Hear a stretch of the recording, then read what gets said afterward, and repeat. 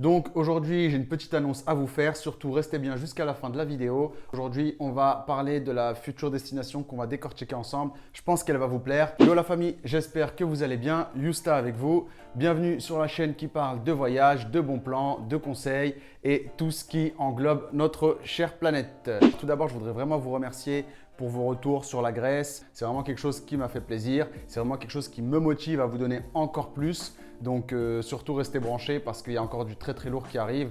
Donc pour ça, évidemment, n'hésitez pas, hein, le pouce bleu, de vous abonner, partagez aussi les vidéos parce qu'il y a énormément de personnes qui peuvent être intéressées. Venez me suivre également sur Instagram.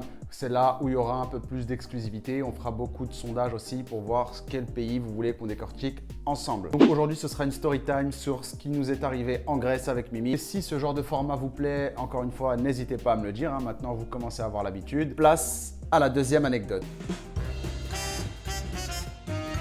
Alors là, je dois vous avouer que ça fait très longtemps qu'on ne s'était pas foutu de moi comme ça. Ça fait très longtemps qu'on n'a pas essayé de me la faire à l'envers comme ça, j'ai envie de dire. Ça fait très longtemps que je n'ai pas croisé de tels escrocs. Je vous explique. On prend un vol interne de Mykonos pour arriver en Crète, à Héraclion. Donc jusqu'ici, tout se passe bien. On arrive à Héraclion et on attend évidemment notre location de voiture. On avait trouvé notre location sur un comparateur de prix, hein, évidemment une semaine avant d'arriver en Crète, comme ce que je vous avais expliqué. Donc on cherchait un bon compromis entre une voiture assez sympa avec un prix pas trop cher, quoi. Un bon plan. Et là, on tombe sur l'affaire du siècle. Alors avant ça, pour vous expliquer, ce moment de la saison, donc en tout début de saison encore, on trouvait des voitures comme des Hyundai i10 ou des Twingo à 90 € par jour. Alors, j'ai rien contre ce genre de véhicule, hein, mais 90 € par jour, ça fait vraiment cher, surtout qu'on devait rester 4 jours. C'est assez excessif. J'ai jamais vu de telle fourchette ou de tel prix pour tel véhicule. Donc, c'était clairement pas possible de faire un bon compromis entre la belle voiture et le bon prix. Ça, on l'avait vite compris. Sauf là, je tombe sur la voiture qu'il nous fallait. Un Golf 7 année 2021, blanche, full option, magnifique. C'était vraiment la classe. Et vous savez, c'était quoi le pire? C'est qu'il était 3 fois moins cher que la Hyundai i10 à 90 € par jour. Oui, vous avez bien compris. Elle était à 30 € la journée. Donc évidemment, nous, on voit ça. Il est peut-être 1 h du matin parce qu'on a passé une journée à Mykonos. On s'est baladé toute la journée, toute la soirée. Donc, on voit ça, il faut booker rapidement. On essaye de booker. Il y a écrit, bon, à côté, ce modèle ou équivalent. Donc, en général, équivalent, ce serait soit une Audi ou une Polo. Bon, une voiture du même standing. Donc, dans tous les cas, nous, ça nous convenait largement. Surtout qu'on venait de passer une demi-heure à chercher et on n'avait rien trouvé d'intéressant. Petite précision que j'ai oublié de rajouter dans la vidéo. Il y avait également écrit sur le site « Satisfait ou remboursé ». Et c'est d'ailleurs la raison qui a fait qu'on a pu passer à l'acte et du coup réserver notre véhicule. Donc on est super optimiste. Moi j'ai hâte de tester cette voiture. Évidemment, si je vous raconte tout ça, c'est que vous commencez à comprendre où je veux en venir. Et tenez-vous prêts parce que vous n'êtes pas au bout de vos surprises. Oh non, l'histoire vient à peine de commencer. Donc, comme je vous expliquais, on arrive à Héraclion. Héraclion à Chania-la-Canée, je vous avais dit qu'il y avait à peu près 2 h 30 de route à faire. Donc, je me suis dit, c'est bien, je vais pouvoir tester ça bien comme il faut. J'avais hâte. Et là, je vois quasiment toutes les personnes de notre avion qui, eux, avaient évidemment récupéré leur location et étaient partis. Donc, on était quoi, une vingtaine à attendre de récupérer notre voiture de location. Et au final, on s'est retrouvé plus que moi et Mimi. Donc tout le monde a récupéré son véhicule, sauf moi et Mimi. Donc on se dit, bon, ça fait un peu long, on voit personne. Donc on attend 10 minutes, 15 minutes, 20 minutes. On voit qu'il n'y a plus personne autour de nous. Ça fait maintenant 30 minutes qu'on attend. Toujours pas de monsieur qui se pointe avec notre voiture. Bref, je fais 2-3 allers-retours, je vais parler à 2-3 agences de location, hein, vous savez, Sixt, Europcar, Hertz, etc.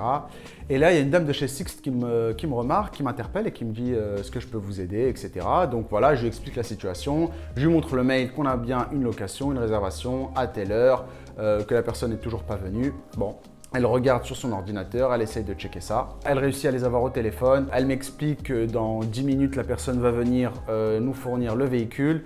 Mais elle fait une tête super bizarre. Donc elle est au téléphone et elle est en mode ok, merci. La personne va arriver dans 10 minutes à peu près. Donc voilà, vous devriez l'attendre. Juste là, ce sera là. Merci, bonne journée. Et là, elle se retourne et elle parle avec sa pote. Je ne sais pas ce qu'ils se disent. Je vois toute la scène. Hein. Je me dis, c'est bizarre. Bon, je me mets à l'endroit indiqué où je devais l'attendre. Alors, je vous rappelle qu'il est 14 h, qu'il fait 35 degrés, qu'on est en train d'attendre en plein soleil. Donc, on trouve un petit coin d'ombre. Hein. On se met à un petit arrêt de bus pour attendre évidemment la voiture. Mais voilà, ça commence à faire long. Ça fait déjà 40-45 minutes qu'on est là. Il fait chaud, on est fatigué. On commence à s'impatienter. Bon. Là, je commence à me poser quelques questions. Je me dis non, son comportement, il est vraiment chelou. Il y a 2-3 indicateurs négatifs là depuis qu'on est arrivé. Je trouve que, bon, je me dis c'est bizarre. On commence à avoir aussi de plus en plus faim parce que voilà, depuis notre petit déjeuner, on n'avait rien mangé entre temps. Je retourne voir la dame, je dis voilà, ça fait 10 minutes qu'on attend. Est-ce que je peux avoir le numéro du gars que vous avez appelé tout simplement? Comme ça, nous, on gère dans notre coin tranquillement. Pas de souci, je pense qu'il va pas tarder, etc. Bon, là, j'appelle le gars. Il me dit oui, j'arrive dans 10 minutes. Je redis 10 minutes, donc ça fait 20 minutes techniquement. Donc 20 minutes, 30 minutes, 40 minutes, 1 heure, 1h10. Oui, 1h10. Entre-temps, j'ai essayé de le rappeler, hein, évidemment, mais le mec n'a plus jamais répondu. Hein. Le premier appel, il m'a dit j'arrive dans 10 minutes. 1h10 après, le mec n'a plus jamais répondu. Bon. Je me dis, ça commence à faire chelou. Est-ce que c'est une arnaque? Le gars a répondu. La dame de Six a pu les avoir. Je me dis, bon, c'est un minimum. Peut-être qu'ici, ils sont un peu à la cool. Je sais pas, on va voir. Mimi commençait à se sentir de plus en plus mal avec la chaleur. On avait toutes nos affaires sur nous. On était chargés. Il n'y avait ni à boire, ni à manger autour de nous. Vraiment, ça commençait à devenir de plus en plus compliqué, cette histoire. Et donc là, le gars, ça y est, il se pointe. Donc, il arrive avec sa voiture. Bon, je suis un peu énervé. Je lui explique que, évidemment, c'est pas sérieux, c'est pas du tout professionnel tout ça. Bref, on n'a pas le temps. Montrez-nous où est-ce qu'on doit récupérer la voiture, qu'on puisse se barrer au plus vite. Et là, le gars nous dit « Ah non, mais la voiture, c'est celle-là. » Il nous dit « La voiture, c'est celle-là. S'il vous plaît, regardez la voiture qui nous a ramenés. Regardez la voiture, s'il vous plaît. »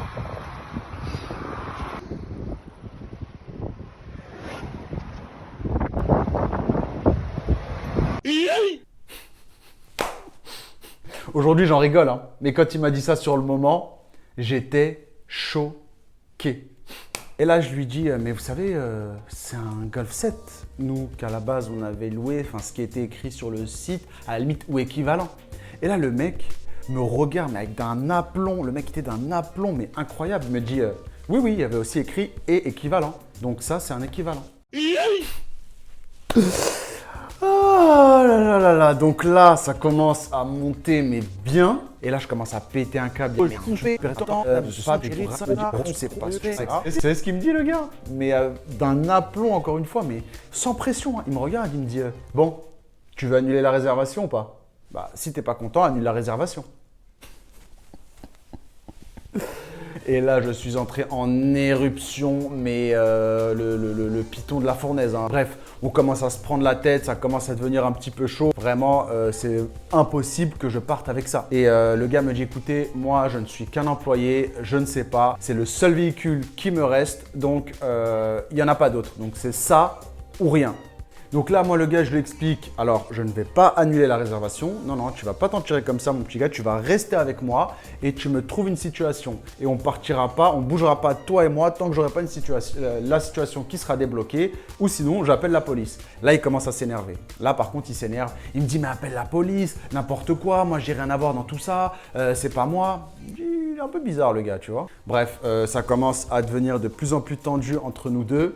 Là, Mimi, elle se sent aussi de plus en plus mal, elle est au bord du malaise et elle me dit, écoute, vas-y, tu sais quoi, je craque, viens, on prend cette voiture et on se barre.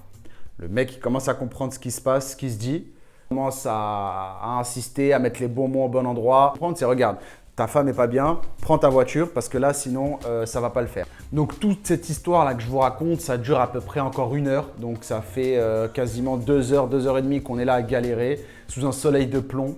On avait la dalle Le mec, il s'en foutait royalement. Il était là, posé sur la voiture. Il attendait que ça. C'est que soit on annule, soit on la prenne. Lui, ça se voyait qu'il avait d'autres chats à fouetter. Il s'en foutait complètement. Bon, bref, je décide de craquer. Bon, je vois Mimi qui est pas bien aussi. Ça commence à être compliqué. Même moi aussi, j'en pouvais plus. Je vais pas vous le cacher. Donc voilà, je prends la voiture à contre-cœur. Ouais. Il y a un tas de mais. Hein. Si je le fais, c'était vraiment parce que c'était compliqué. On prend la voiture, j'essaie de relativiser. Je me dis, bon, tu sais quoi, allez, on remplit le contrat de location, on fait ce qu'il y a à faire. Il regarde s'il y a bien l'argent dans mon compte, qui teste ma carte bleue, etc., etc. On remplit les papiers ensemble, ça dure à peu près 10 minutes. On fait évidemment le tour du véhicule pour voir s'il n'y a pas de galère. Évidemment, je ne vous cache pas que le tour du véhicule, je l'ai passé au crible, hein. J'ai rien laissé. J'ai vraiment voulu lui montrer que j'allais être chiant comme lui. Bref, on prend la voiture, ça y est, on se dit allez, on commence nos vacances, on essaie de faire abstraction, direction le McDo, il y en avait un pas loin, donc on fonce là-bas. Et là, vous vous dites, bon, ça y est, c'est fini. Là, on est juste à la moitié de la galère. Oh oui, attendez, le pire arrive. Et donc là, on arrive au McDo, on se gare, on va pour commander. Et là, c'est pas on arrive et sa vieille carcasse là, toute pourrie là. Alors, ceux qui ont des Peugeot 307, évidemment, je parle pas de vous. Je parle simplement de la situation de la poubelle qu'il nous a donnée. Une voiture, vous allez comprendre.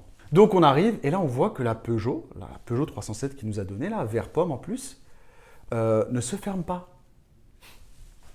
La serrure est cassée. Alors déjà, il faut fermer manuellement, mais en plus de ça, la serrure ne se ferme pas. On ne peut pas fermer le véhicule avec toutes nos affaires dedans. Donc il y a mon drone, il y a mon PC, il y a nos valises, il y a nos affaires, il y a tout. On ne peut pas fermer.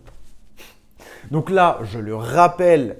Bon, je pense que vous imaginez. Hein. Je lui dis, écoute, reviens tout de suite à l'aéroport, on arrive tout de suite. Il y a un gros souci sur la voiture. Je lui dis pas quoi. Hein. Comme ça, le mec, il me sort pas. Ouais, il me gère pas à distance. Je lui dis, il y a un gros souci, tu viens tout de suite.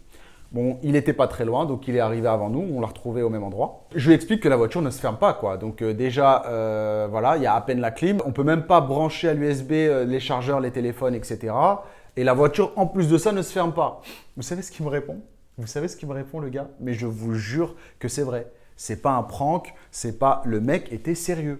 Il me dit, mais qu'est-ce que tu t'en fous qu'elle se ferme ou qu'elle se ferme pas? On est en Crète ici, personne ne vole. Fais juste attention un peu à tes affaires, mais personne ne va te voler. Je lui ai expliqué, écoute, t'as vu. Ça peut aller très loin pour rien. Tu sais ce qu'on va faire? Ta poubelle, tu vas la garder. Gratuit. Tu me l'aurais donné gratuit, je ne l'aurais pas prise. Donc là, tu vas récupérer tes affaires. Je vais récupérer les miens. On va annuler le contrat. Et c'est pas grave, je vais aller me faire déplumer comme un pigeon. Ça me servira de leçon. Donc là, on annule le contrat.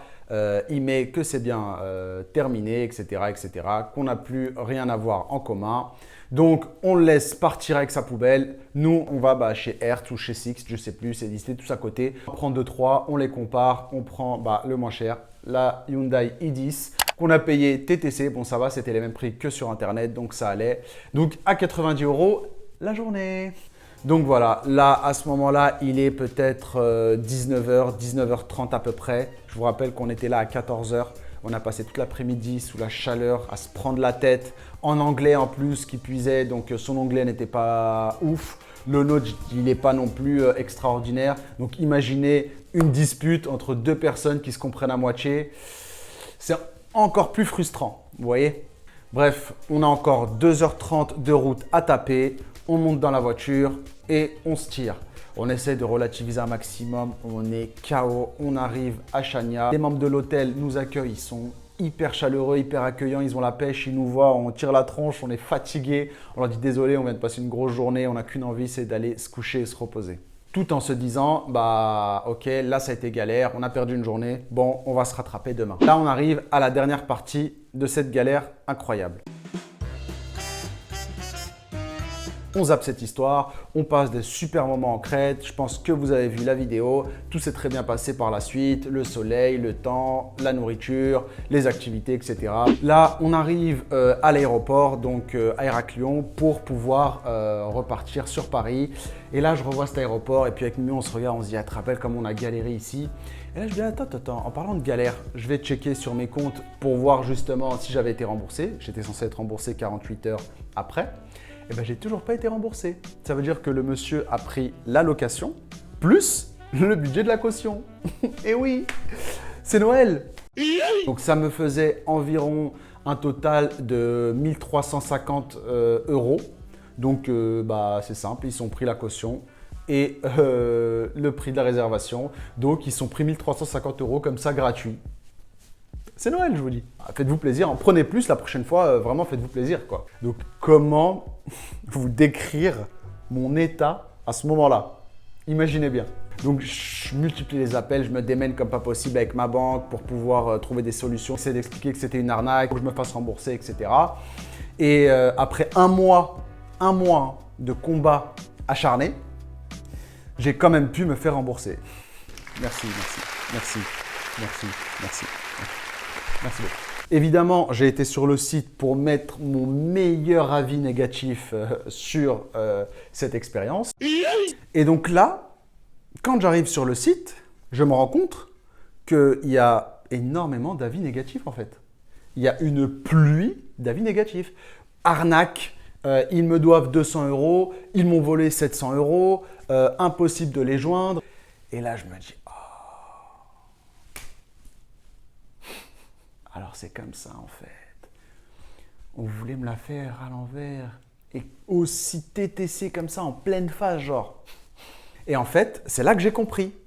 Leur stratégie c'est quoi? C'est de casser les prix ou de mettre des prix beaucoup plus attractifs sur les comparateurs. Que vous, naïvement, vous essayez de trouver un bon plan, vous réservez. Ils vous ramènent une poubelle le jour même. Vous demandez un remboursement. Et ensuite, eux, ils gardent l'argent. C'est pour ça que le gars, il me disait toutes les 5 minutes, si t'es pas content, tu annules, on te rembourse, c'est fini. Annule la location. Ils attendaient que ça. Le mec, il te ramène sa voiture perso, hein, vraiment une carcasse. Il te dit, ah, on n'a que ça. Si tu ne veux pas, tiens, on annule, je te rembourse et salut. Et les mecs te remboursent jamais et ils disparaissent dans la nature. Pas mal, mais ça marche pas. Alors heureusement que ma banque a été top et qu'ils ont super bien réagi, ils ont été hyper réactifs par rapport à ça. Si vous voulez, je vous ferai une vidéo sur les différentes banques quand vous voyagez, la meilleure adaptée pour vous. Chacun en fonction de ses besoins aura évidemment la banque qui lui sera le plus recommandée. Donc je pense que je ferai une vidéo là-dessus. Dites-moi ce que vous en pensez aussi si ça vous intéresse. La barre de commentaires, c'est fait pour ça. Et puis on essaiera de voir ça tous ensemble parce que ça, je pense que c'est vraiment important et il y a pas mal de choses, pas mal d'infos à savoir là-dessus. Donc voilà, faites attention à ce genre de personnes, à ce genre d'agence en Crète qui essaye de vous la faire un peu à l'envers. Entre-temps, j'ai pas mal d'amis aussi qui ont voyagé sur place. Ils m'ont tous dit que, évidemment, les agences de location des locaux sur place, ils essayaient tous de leur faire à l'envers avec des prix vraiment faramineux. Moralité de l'histoire, si vous cherchez à louer un véhicule et que vous trouvez une société qui fait des prix étrangement plus bas que les concurrents, sans réelle raison ou sans réel contexte, vraiment, n'essayez pas de vous chercher des excuses ou des prétextes pour pouvoir louer, ce sera une arnaque. Je préfère vous prévenir parce que c'est pas la première fois, moi, que j'ai eu des soucis avec des agences de location, notamment en France et à Paris. Ça aussi, j'y reviendrai dans une prochaine vidéo. Attention à ça, n'essayez pas de trouver toujours le meilleur prix. Des fois, malheureusement, il faudra payer plus cher pour pouvoir être tranquille. Malheureusement, c'est comme ça. Évidemment, s'il y a des bons plans par rapport aux agences de location, etc., je vous en ferai part. Vous, si vous en avez, n'hésitez pas à m'en donner. C'est du donnant-donnant, vous commencez à comprendre. Et je voulais rajouter une dernière chose. Allez vérifier sur leur site et allez vérifier leurs avis. C'est très important. Et quand je dis leurs avis, ce n'est pas les 5 premiers. Allez vraiment vérifier un bon nombre d'avis. C'est hyper important. Ça peut être chiant, mais au moins, vous aurez des garanties si c'est une arnaque ou pas. Donc voilà, c'est ainsi que se terminent les 2 story time sur la Grèce. Alors oui, quand je fais des story time, vous comprendrez à l'avenir que c'est vraiment du lourd, quoi. C'est pas des petits détails à 2 balles. On va vraiment chercher des grosses galères. Malheureusement, ça fait partie du jeu. C'est aussi le charme des vacances. Donc évidemment, il y aura un petit vlog qui viendra clôturer tout le chapitre de la Grèce. et on va pouvoir avancer plus facilement sur notre prochaine destination. Évidemment, si vous avez connu vous aussi des galères, que ce soit en Grèce, n'hésitez pas à me le mettre en commentaire. Si vous avez eu d'autres galères dans d'autres pays, venez me le dire cette fois sur Instagram. Je me réserverai d'en faire une vidéo. Après le vlog, évidemment, la Grèce touchera à sa fin. On va pouvoir attaquer, décortiquer ensemble un autre pays. Et du coup, la transition est toute faite. Le prochain pays, ce sera le Mexique. Eh oui, le Mexique. Alors, je sais qu'on le voit tout en bas à gauche, la petite pyramide, Chichen Itza.